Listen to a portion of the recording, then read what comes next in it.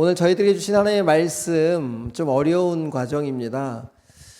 쉽게 접할 수 있는 본문이긴 하지만 요단 강물에 언약궤가 들어가므로 요단 강물이 멈추고 이스라엘 백성들이 넘어가는 과정 속에 있는 그 본문을 여러분들에게 나누게 되는데, 그렇게 겉으로 보여지는 하나님이 요단 강물을 멈추시고 이스라엘 백성들을 살려주셨구나 라고 하는 그 정도에 머물지 않고, 그 본문 안에 영적인 의미가 얼마나 깊이 숨겨져 있는지 여러분들 좀 깨어서 잘 들었으면 좋겠습니다. 그런 마음으로 저를 한번 따라해 보실까요? 가슴에 손을 얹고, 하나님은 사랑이십니다. 그 사랑 안에 내가 있습니다. 사랑받은 만큼 변화됩니다. 하나님은 말씀이십니다. 그 말씀 안에 능력이 있습니다. 말씀을 듣는 만큼 살아납니다. 내 마음을 주님께 엽니다. 아멘. 우리 2주 전에 언약궤에 대해서 여러분들과 나누었습니다. 언약궤는 이 나무로 만들어졌어요. 성경에서 또 유대인들이 가장 볼품없다고 하는 나무입니다. 시띠임 나무예요. 이 시띠임 나무는 사람들, 나그네들에게 그늘을 줄 수도 없고, 또 목재가 크지 않아서 어떤 큰 집을 짓거나 할 수 있는데 사용될 수 없는 그런 나무입니다. 하지만 이 척박한 광야 속에서 이렇게 나무로 살 수 있는 비결이 한 가지가 있는데, 이 시띠임나무가 갖고 있는 하나님 주신 은혜는 뭐냐면 뿌리를 깊이 내린다는 거예요. 그래서 이 뿌리를 깊이 내림으로 지하수에 맞닿아서 이 척박한, 정말 살 수 없는 그런 사막에서도 시띠임나무라고 하는, 한국말로 번역하면 아카시아 나무라고도 번역을 합니다. 이 나무가 그렇게 광야 한복판에서 자랄 수 있게 된 거예요. 그러니까 이 나무의 근원은 이 어떤 나무에 있는 것이 아니라 뿌리에 있는 거겠죠. 그런 것처럼 하나님은 이 보잘것없는 나무를 가지고 언약궤를 만들려고 하셨는데, 자, 언약궤를 이렇게 볼품없는 나무로 만드시고 겉에 뭘 덧칠하셨죠? 순금으로 덧칠하셨어요. 그래서 이런 모양으로 나무로 만들어진 순금의 모양의 언약궤, 하나님의 언약 상자라고도 여러분들이 알고 있으면 됩니다. 이 모습은 바로 예수님이 가장 천한 모습으로, 인간의 죄인의 모습으로 이 땅에 왔지만 하나님의 영광된 존재라는 것을 변화산에서도 보여주셨고, 또한 요한계시록 그런 환상을 통해서도 예수 그리스도의 임재할 때에 그 해보다도 더 빛나는 그런 모습을 보여주심으로, 바로 조각목처럼 이 땅에 죄인으로 모습으로 오셨지만 그는 하나님의 영광된 존재다라고 하는 것을 이 언약궤를 통해서 하나님은 우리에게 알려주시는데, 다음 사진을 넘겨주시면 이 언약궤 뚜껑이 있어요. 이 한 개가 아닙니다. 언약궤를 덮는 뚜껑이 있는데, 이 언약궤는 지성소와 성소로 나뉘어져 있는데, 이 성소에는 이렇게 떡상도 있고 분향단도 있고 촛대도 있죠. 근데 이 성소와 지성소를 휘장으로 막아 놓으시고, 지성소에는 언약궤만 2개 하셨고, 지성소는 대제사장이 1년에 한 번만 들어가도록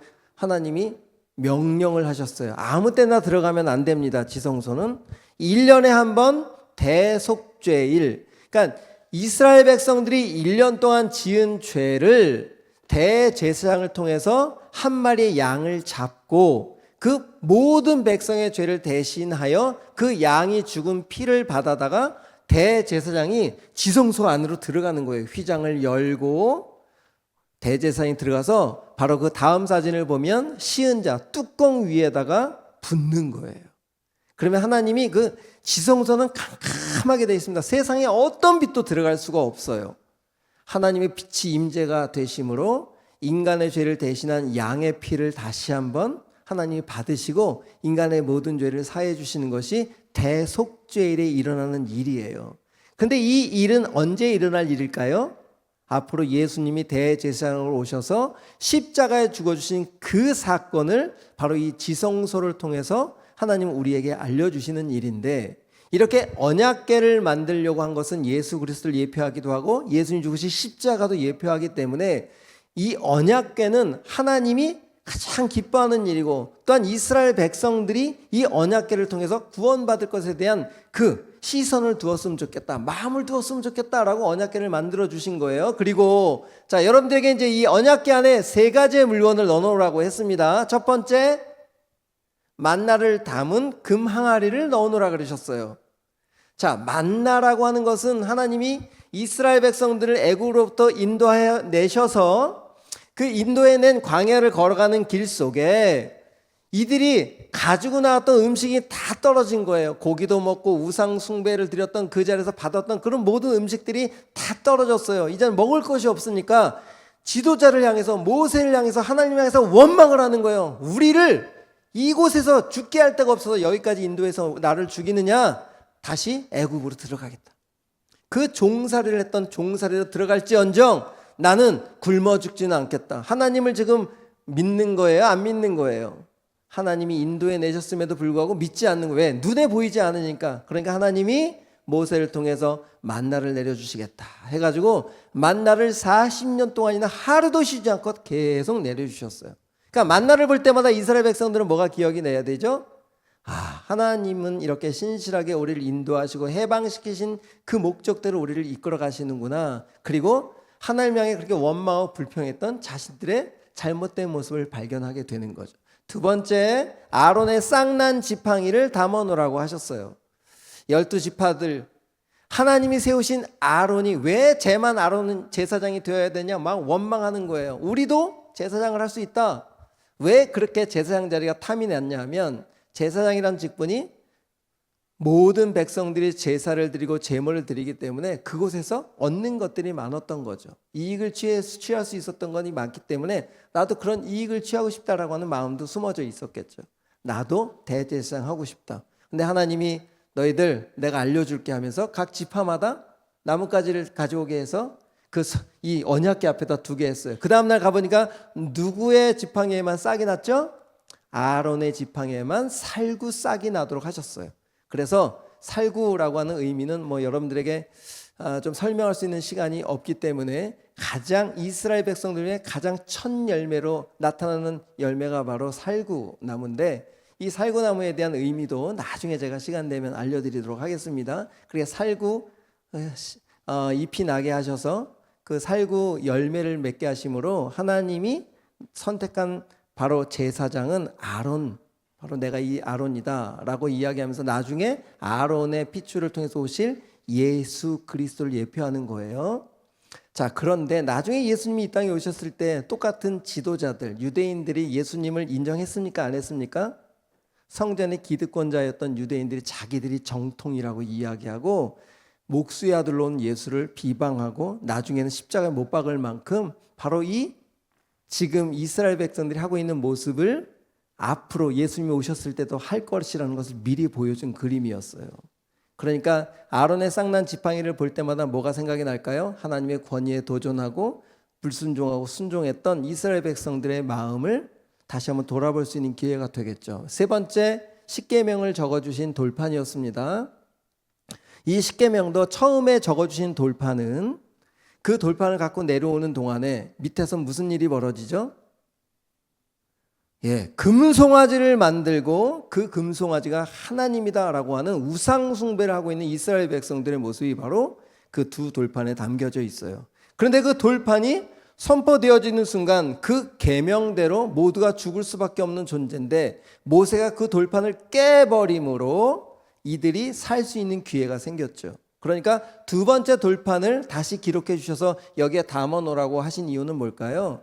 바로 이 십계명을 통해서도 하나님이 아닌 다른 우상을 섬겼던 이스라엘 백성들의 모습을 돌아보면서 그럼에도 불구하고 여전히 우리를 사랑하시는 그 하나님의 신실하심, 여전히 오늘도 만나를 내려주시는 그 하나님, 여전히 대제사장으로 오실 그 예수님의 그 능력이 바로 언약궤를 바라볼 때마다 이스라엘 백성들에게 돌이킬 수 있는 기회가 되었던 거죠. 그러니까 이 언약궤는 아주 귀한 존재였고 이스라엘 백성들에게는 은혜의 하나님의 신실하심을 볼 수 있는 그런 상자였던 거예요. 이제 언약궤 하면 이제 다 기억이 되시죠? 마음속에 다 담으셨죠? 자, 눈 뜨고 들으세요. 자, 내 눈하고 초점을 맞춰. 자, 내 눈. 눈 뜨고 들어야 돼. 자, 에어컨 좀 조금 더 낮춰주시고. 좀 더운 것 같아요. 자, 오늘은 그렇게 언약궤를 여러분에게 이렇게 깊이 설명한 것은 오늘 본문을 알기 위해서는 이게 꼭 필요해서였어요. 자, 오늘 본문은 어떤 본문이냐면 먼저 읽어봅시다. 여호수아 3장 8절을 한번 읽어볼게요. 우리 다 같이 한번 읽어봅시다. 너는 언약궤를 맨 제사장들에게 명령하여 이르기를 너희가 요단 물가에 이르거든 요단에 들어서라 하라. 지금 하나님은 이스라엘 백성들에게 명령하기에 앞서 여호수아를 불러서 말씀하시는 거예요. 여호수아야, 이제 너희들 요단강을 건너야 되잖아. 요단강 앞에 서 있잖아. 그러면 요단강을 건널 때 가장 먼저 해야 될 일이 뭐냐 하면 언약궤를 맨 제사장들을 본진 이스라엘 백성들보다 한 1km를 먼저 걷게 해라. 먼저 가게 하고 뒤에서 모든 백성들이 그 언약궤를 바라보며 따라갈 수 있도록 해라. 그리고 이 언약궤를 맨 제사장들이 요단강 앞에 딱 닿으면 첫 번째 무조건 들어가라. 요단강 상태가 어떤지 쳐다보지 말고 무조건 들어가라. 너희가 요단 물가에 이르거든 요단에 들어서라. 자, 10절. 그리고 또 하나님이 여호수아에게 약속하시는 거예요. 이거 되게 중요한 거예요. 잘 들으세요. 시작. 또 말하되 살아계신 하나님이 너희 가운데 계시사 가나안 족속과 헷 족속과 히위 족속과 브리스 족속과 기르가스 족속과 아모리 족속과 여부스 족속을, 지금 가나안 땅에 있는 7족속, 대표적인 7족속을 너희 앞에서 반드시 쫓아낼 줄을 이것으로 요단에 언약궤가 들어감으로써 너희가 알 거야. 잘 기억하세요. 이 10절 너무 중요한 거예요. 요단에 언약궤가 들어가는 순간 하나님이 살아계심을 먼저 알려줄 것이고, 두 번째는 언약궤가 들어감으로 뭘 보여주신다고요? 가나안 땅에 있는 7족속이 쫓겨날 것을 너희가 알게 될 거야. 여러분, 이게 지금 잘 안 맞는 이야기예요. 왜요? 아직 이스라엘 백성들 제사장은 가나안 땅에 발도 안 들이고 있어요. 근데 어떻게 쫓겨나겠어요? 그런데 언약궤가 들어감과 동시에 이 가나안의 7족속의 모든 족속들이 다 쫓겨날 것을 너희가 알 것이다 라고 한 이 선포의 메시지는 그냥 하신 메시지가 아니라, 이 메시지는 앞으로 예수님이 이 땅에 오셔서 해야 될 메시지를 미리 알려주고 있는 그림이라는 거예요. 그러니까 여러분 집중해서 듣지 않으면 정말 헷갈리는 거예요. 오늘 리더들도 제가 2번을 설명을 했어요. 정말 어려운 부분이니까 여러분 좀 집중해서 딱 15분만 들으면 돼요. 한번 쫓아가 봅시다. 자, 하나님은 여호수아를 통해서 이제 진짜 너희들이 요단강을 통과해서 가나안에 들어가야 될 건데 가장 먼저 너희들이 경험해야 될 것은 요단을 건너는 일이야 라고 좀 알려주시면서, 요단을 건너기 위해서는 먼저 뭐가 들어가야 된다고요? 언약궤가 먼저 들어가야 된다는 거예요. 자, 그러면 언약궤를 맨 제사장들이 지금 다음 절을 한번 읽어볼까요? 다음 절 우리 13절 한번, 아니 조금 이따 그건 요거 설명 듣고 그러면 훨씬 더 이해가 될 거예요. 자, 이 언약궤가 먼저 들어가는 그림은 지금 하나님 편에서는 어떤 그림을 이렇게 생각하고 여호수아에게 말씀했냐면, 나중에 언약궤가 들어가는 것처럼 예수님이 1400년 후에 이 땅에 오셔서 요단강물에 들어가는 것을 하나님은 미리 알고 여호수아에게 알려주고 있다는 거예요. 꼭 기억하세요. 언약궤가 들어가는 것은 누가 들어가는 거라고요? 예수님이 들어가는 모습을 재현하고 있다는 거예요. 그러니까 제가 언약궤가 누구를 예표한다 그랬어요? 아까 예수님이라고 예표한다 그랬죠? 인간의 죄를 대신해서 만나러 오실, 생명의 떡으로 오실 예수님, 대제사장으로 오실 예수님, 또 계명대로 죽으시고 우리를 위해서 십자가에서 죽어주실 예수님, 이 언약궤에 담긴 그 3가지의 모든 그림은 다 예수 그리스도를 상징하는 거예요. 그러니까 그 언약궤가 요단강물에 들어간다는 것은 지금 예수님이 이 땅에 오셔서 공생애를 시작하기 전에, 온 인류를 구원하기 위한 십자가의 길을 걷기 전에 가장 먼저 세례 요한을 만나서 세례를 받으셨어요. 요단강에 들어가서 세례를 받으시는데, 여러분들에게 질문하겠습니다. 스스로 한번 대답해 보세요. 세례는 무슨 의미일까요? 세례는 뭐죠? 여러분들이 받았던 성부와 성자와 성령의 이름으로 성수의 머리를 대고 그게 세례일까요? 그거는 어떤 표현일 뿐이지 진짜 세례는 죽음을 뜻해요. 예수님이 요단강에 잠기심으로 모든 인류를 대신해서 죽고 그리고 다시 일어나심으로 부활의 생명으로 일어날 것에 대한 예표가 바로 세례인 거예요. 그러니까 세례는 한마디로 죽는 거예요. 이렇게 요단강물에 언약궤가 들어간다는 사실은 앞으로 구원할 바로 요단강물에 다 들어와서 죽어야 될 지금 200만 명이 지금 1km 바깥에 지금 기다리고 있잖아요. 쫓아오고 있잖아요. 그 이스라엘 백성들이 죽어야 될 그 요단강에 지금 누가 먼저 들어가서 죽는 거예요? 언약궤이신 예수 그리스도가 죽음으로 이 죽음을 통해서 살 길이 열리는 거예요. 그러니까 언약궤가 들어가면 뭐가 끊어져요? 요단강물이 끊어지고 살 길이 열리는 그 길. 예수님이 요단강에서 세례를 받으심으로 십자가에 죽어주심으로 온 인류의 죄를 사해 주실 그 십자가의 길을 말씀하신 것처럼 예수님의 십자가는 예수님의 언약궤는 바로 앞으로 이 요단강을 지나가야 될 이스라엘 백성들을 살기 위해서 예수님이 죽어주심을 지금 보여주고 있는 거예요. 그런데 예수님의 십자가는 이렇게 죽어야 될 인간들을 위한 구원의 십자가이기도 하지만 지금 조금 아까 뭘 약속했다고요? 가나안 땅에 7 족속까지 다 내쫓기는 것을 알게 된다. 그 무슨 뜻일까요? 구원을 받고도 가나안의 정복이 되고 가나안의 모든 완성된 하나님의 나라까지 내가 책임질 거야. 이 약속인 거예요. 그러니까 예수님의 십자가는 여러분들이 혹 이렇게만 생각하면 안 된다는 거예요. 아, 내 죄를 위해서 십자가에 죽어주셨지? 그것으로만 끝나는 것이 아니라 죽어주신 뿐만이 아니라 내가 이 땅에 살면서 그 십자가는 여전히 내 삶의 효력이 되어서 내 잘못된 성품을 고치셔서 하나의 완성된 성품으로 완성된 인격으로 우리를 완성시킬 것에 대한 모든 것이 담겨진 것이 예수님의 십자가 안에 다 담겨 있다는 거예요. 그래서 예수님의 십자가의 죽음은 그냥 죽음으로만 끝나는 것이 아니라 부활의 생명으로 다시 일어나서 완성시킬 바로 성령으로 우리 안에 임하셔서 우리를 하나님의 나라로 이 땅 가운데 완성시키실 것까지 약속하신 것이 예수님의 십자가라는 거예요. 그러면 여러분, 지금도 우리가 예수님을 믿고 구원받은 존재로 살고 있어요. 그런데 여러분이 이 땅을 살면서 제대로 살 때 많이 없죠? 어떨 때는 쓰러지기도 하고 어떨 때는 넘어지기도 하고. 제가 오늘 리더들한테는 조금 아픈 이야기를 했어요. 우리가 십자가의 그 은혜를 알지만 정말 여러분들은 일주일 동안 십자가를 얼마나 생각하고 사셨습니까? 라고 질문했습니다. 구원받은 은혜는 너무 좋지만 내 삶에서 그 십자가는 효력이 없이 살고 있다면 예수님이 해놓으신 이 놀라운 이 완성시킬 십자가의 이 은혜는 너무 안타깝지 않겠어요? 영훈아, 그냥 구원받은 걸로 끝나는 것이 아니라 너는 계속 변화가 되는 거야. 계속 하나님 기뻐하시는 그 모습으로 바뀔 거야. 네 기질은 바뀌지 않지만 그 십자가를 붙잡을 때마다 네 삶이 바뀔 거야. 그래서 내 가까이 있는 사람이 전과 내가 다른 모습을 보고 야, 진짜 하나님 살아계시구나. 하나님 십자가는 진짜 능력이 있구나. 십자가를 붙들 때마다 하나님 정말 일하시는구나 라는 것을 누구를 통해서 볼 수 있어요? 구원받은 자들을 통해서 계속해서 구원의 과정을 세상 사람들에게, 가족들에게 보여줌으로써 누군가 얘는 기질은 안 바뀌어도 삶은 바뀌는구나.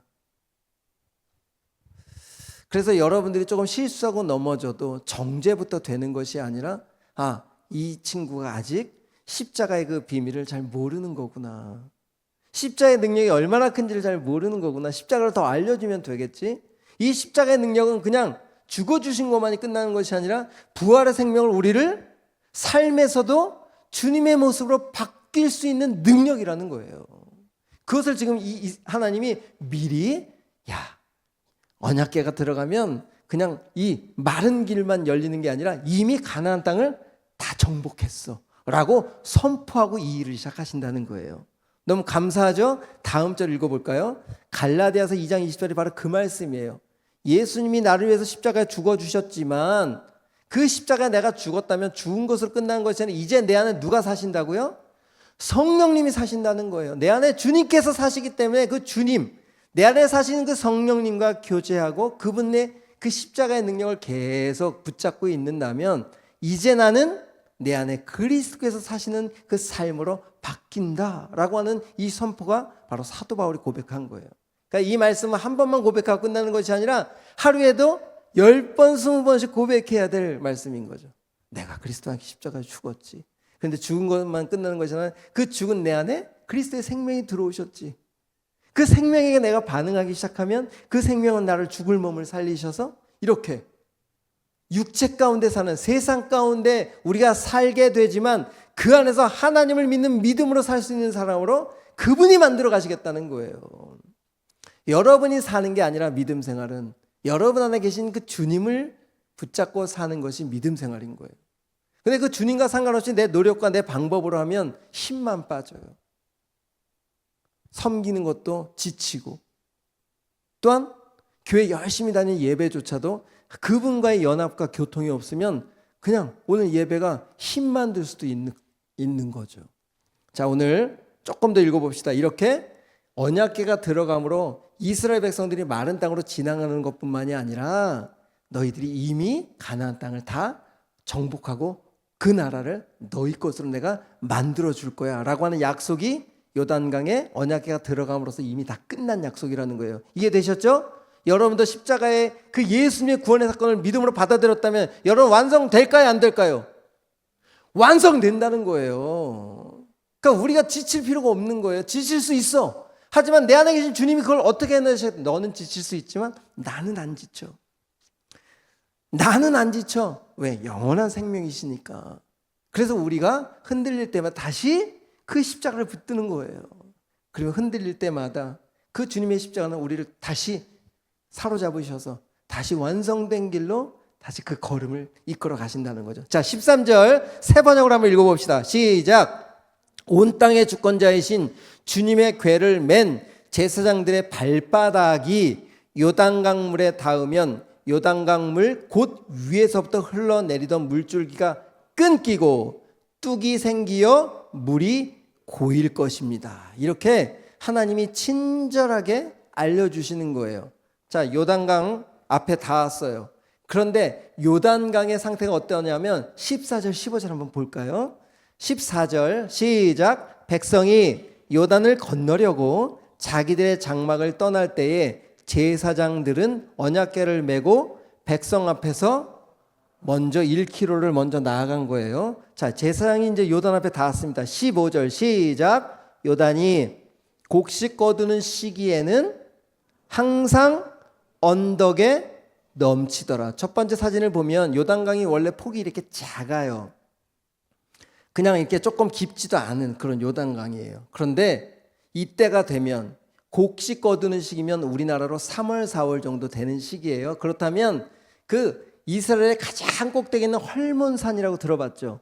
헐몬산의 그 만년설이 녹아내리면서 이 좀 수량이 늘어나기 시작하는 거고 우기 때니까 비까지 오게 되니까 다음 사진을 보면 이런 석의 모습이 되는 거예요. 그러니까 사람이 건널 수 있을까요? 없을까요? 그래서 이것을 단면적으로 제가 정리를 해본 그 다음 사진을 보면 원래 이렇게 요단강에 1m 정도 30m의 폭분이 안 되는 이 위쪽 그림인데 요때 우기가 되면 3, 4월이 되면 어떻게 된다고요?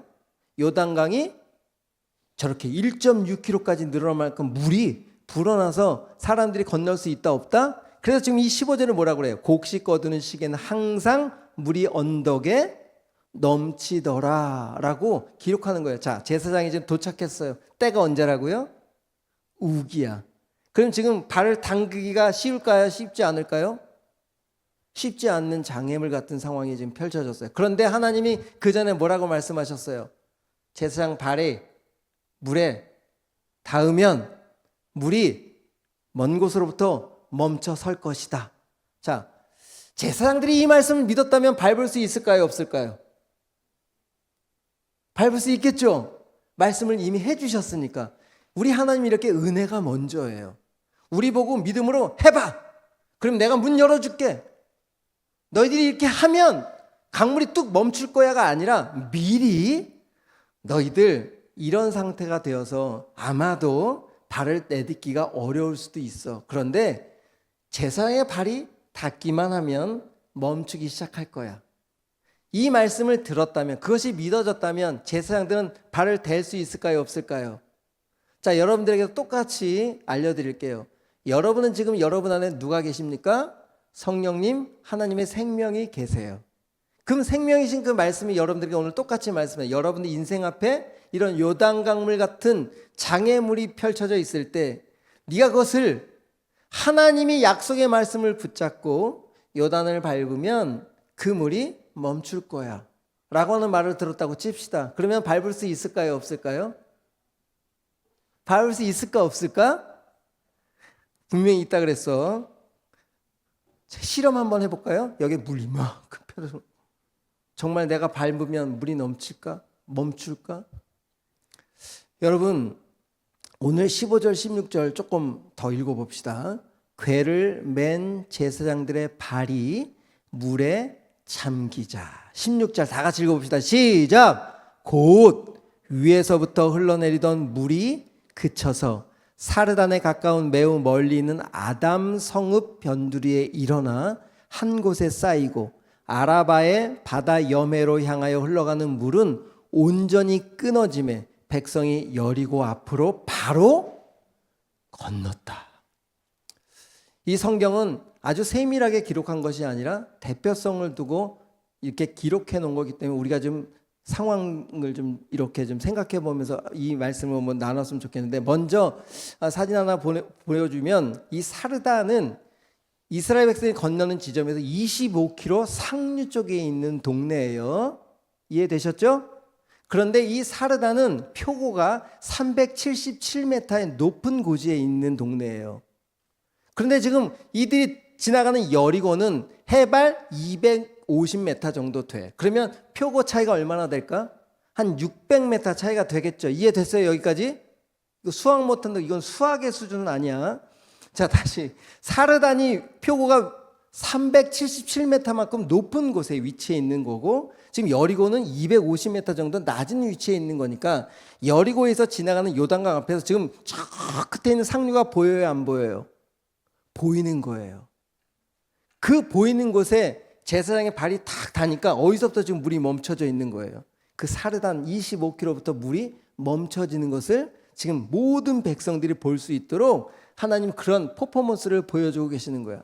그러면 제사장들은 조금 두려워서 밟는 것이 어려울 수 있겠지만 제사장들이 밟고 들어가니까 저 물이 멈춰서기 시작하고 물이 점점 줄어서 백성들이 1km를 찾아와서 요단강 앞에 딱 섰을 때는 이 땅이 어떻게 됐을까? 하나님이 분명히 성경에 마른 땅이 되었다. 그러면 여러분들에게 한 가지 다시 한번, 이스라엘 백성들이 믿음이 있어서 지나갔을까요? 믿음이 없어도 지나갔을까요? 네? 마른 땅이 열렸으니까 믿음 없어도 지나갔겠지. 그런데 지나가면서도 야, 이 물이 덮쳐지면 어떡하지? 와, 지나가는 동안에 이 1.6km를 지나가는 동안에 갑자기 물이 터져가지고 우리 다 쓸어버리면 어떡하지? 지나가지 못하고 만다면 지나갈 수 있을까? 못 지나갈까?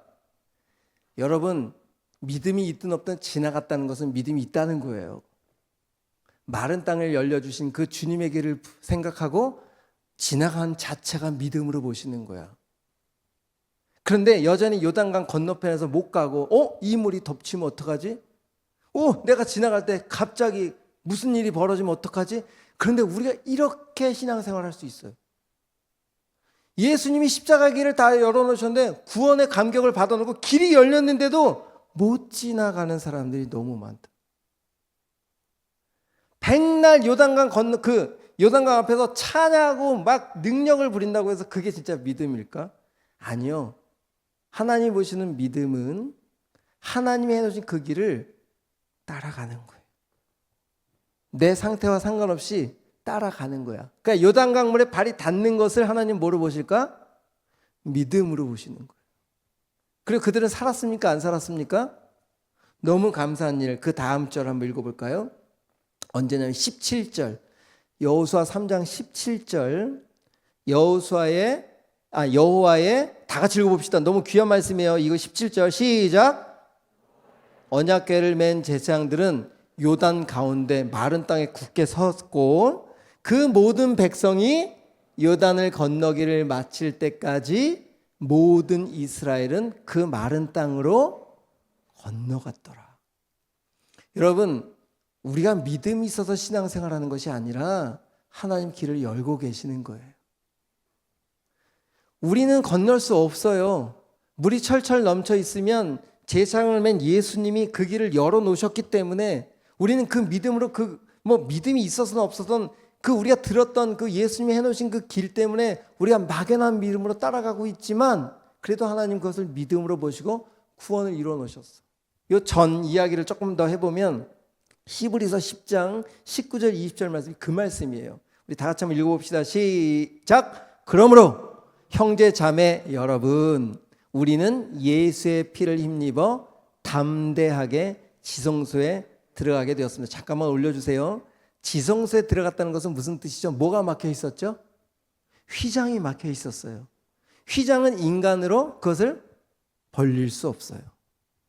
근데 하나님이 예수 그리스도를 통해서 그것을 찢으시고 그 담대하게 지성소로 들어갈 수 있는 길을 여셨다는 거예요. 그래서 이제 20절이 아주 중요한 말씀입니다. 20절 시작. 예수께서는 휘장을 뚫고 우리에게 새로운 살 길을 열어 주셨습니다.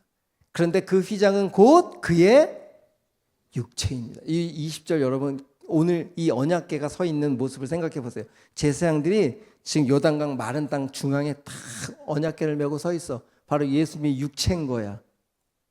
그것에 지금 길을 연 그 살길에 이스라엘 백성들 200만 명이 다 지나가. 그 신학자들이 그 지나가는 그 전체 200만 명이 계산한다면 행군의 폭을 2km 정도로 추정한다고 해요. 그러니까 요단을 다 건너는 시간이 한 12시간 됐다라고 추정을 하더라고. 12시간 동안을 제사장들이 어린아이까지 다 지나갈 때까지 우리 주님이 굳게 서서 그 자리를 지켜주고 계신다. 그렇다면 여러분 이게 너무 은혜스럽지 않습니까? 이스라엘 백성들이 믿음이 있든 없든 길을 미리 여셨어요? 안 여셨어요? 여셨어요. 우리들이 예수님을 알든 모르든 2000년 전에 예수님 십자가의 길을 여셨어요? 안 여셨어요? 여셨어요. 그리고 이스라엘 백성들이 또한 우리들이 앞에 선조들이 그 예수님이 놓으신 그 십자가로 인해서 삶을 통해 걸어가는 모습을 보면서 우리 경험적으로 간접적으로 이것이 살 길이구나. 그래서 교회에 여러분들이 발을 내딛었어요. 그런데 내딛어 보니까 하나님이 하신 말씀을 듣다 보니까 이 길이 바로 나를 위한 길이었구나라고 나중에 믿음이 되는 거예요. 그 하나님은 얼마나 여러분들 배려하고 있는지 몰라. 당장 여러분의 믿음을 요구하는 것도 아니야. 당장 뭔가의 순종의 결과를 내라는 것도 아니야. 이미 다 해놓으시고 가나안까지 완성을 다 이미 다 허락해 놓으시고 너희들 이 열려진 길에 따라오기만 하면 내가 완성시켜 줄게. 이런 은혜가 어디 있어요? 우리한테 무엇을 요구하는 것이 아니라 하나님이 열려주신 그 길을 따라오라는데 투덜거리면서 따라가도 욕을 하면서 따라가도 엄마 붙잡고 쫓아가는 한이 있더라도 요단강을 지나는 것 자체를 하나님은 작은 믿음이지만 그것도 믿음으로 보고 계신다. 그러니까 여러분 오늘 이 예배 자리에 온 것이 얼마나 귀한지 아세요? 여러분 믿음이 되든 안 되든 이 말씀 듣는 자리에 있다는 것은 하나님이 너무 기뻐하시는 거예요. 여러분 오늘 여기까지만 뒤에 또 헌신 예배가 있어서 좀 일찍 마칩시다. 찬양팀 준비해 주시고 오늘 이 요단강에 언약궤가 들어가는 이 그림은 예수님이 십자가에 죽으실 그림이라는 거예요. 그리고 예수님의 십자가는 우리들이 믿음이든 없든 다 우리 한 사람 한 사람을 위해서 해놓으신 하나님의 약속이라는 거예요. 어느 날 여러분들이 그것이 깨달아지는 거야. 어느 날 그 십자가의 길이 내 것인 것이 깨달아질 때 인생이 바뀌기 시작하는 거예요. 그 십자가가 정말 나를 위한 거구나라고 더 깊이 오는 사람이 삶이 바뀌기 시작하는 거예요. 그 바뀐 삶을 통해서 누군가 그 사람을 보고 야 진짜 십자가 뭐니 알려줘. 이스라엘 백성들이 200만 명이 다 믿음이 좋은 것이 아니라 믿음이 제사장 몇 명이서 시작했던 그 열려진 길이 200만 명이 살게 되는 놀라운 시작점이 되었던 것처럼 오늘 여러분들이 그 십자가를 경험하는 순간 그 십자가에 경험된 그 십자가는 누군가에게 또 그 십자가를 전염시킬 거고 그 생명은 누군가에게 또 연결시킬 거고 저에게 주신 이 십자가 놀라운 은혜가 여러분들에게 계속 선포되고 있는 거예요. 그래서 저는 순간순간 정말 제가 무엇을 하더라도 주님 저는 죽었잖아요. 하려고 하는 저는 죽었잖아요. 내 안에 계신 주님을 붙잡습니다. 라고 계속 이 되뇌이는 반복적인 고백을 하게 되는 거예요. 우리 이 찬양 할 텐데 주 품에 거친 파도 날 향해 와도 독수리와 함께 날아오르듯이 우리를 건너게 하신다라고 하는 이 요단강을 건너는 일은 여러분은 그냥 걸었을 뿐이지 하나님이 다 해놓으신 것을 그냥 맛볼 뿐인 거예요. 그러니까 하나님은 맛보면서 우리에게 믿음을 주시겠다는 거야. 많이 맛볼 만큼 더 든든한 믿음으로 서겠죠. 많이 맛보시기 바랍니다. 그래서 셀 리더들, 셀원들을 통해서 교제를 통해서 야 십자가에 나게 이렇게 은혜가 됐어 라고 하는 그 은혜의 이야기를 나눌 때마다 아유 또 십자가 얘기야 하는 것이 아니라 아 그랬구나 나는 아직 십자가를 잘 모르는데 하나님 나 십자가는 좀 더 경험시켜 주십시오 라고 하는 그런 마음 우리 그 마음으로 찬양 한번 해볼까요? 주 품에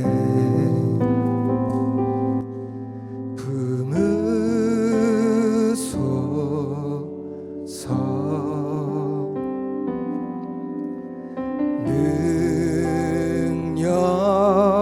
능력에 발로 덮은 우리 다시 한번 주 품에 품으소서 주 품에 나를 품어주옵소서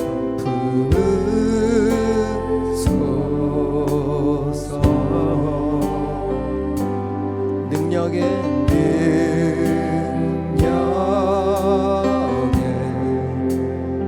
그 팔로 덮으소서 거친 파도 날 향해 와도 주와 함께 날아오르리 폭풍 가운데 나의 영혼 잠잠하게 주를 보리 우리 2절 고백합니다. 주님 안에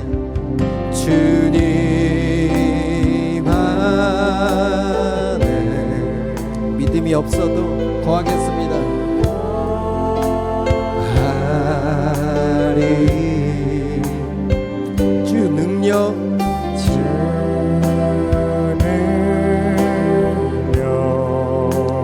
우리 잠잠히 덮고 계십니다.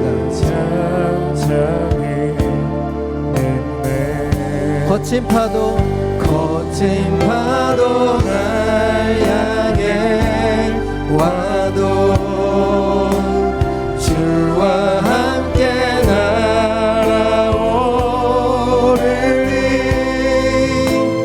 폭풍 가운데 나의 영혼 잠잠 우리 한 번만 더 고백합시다.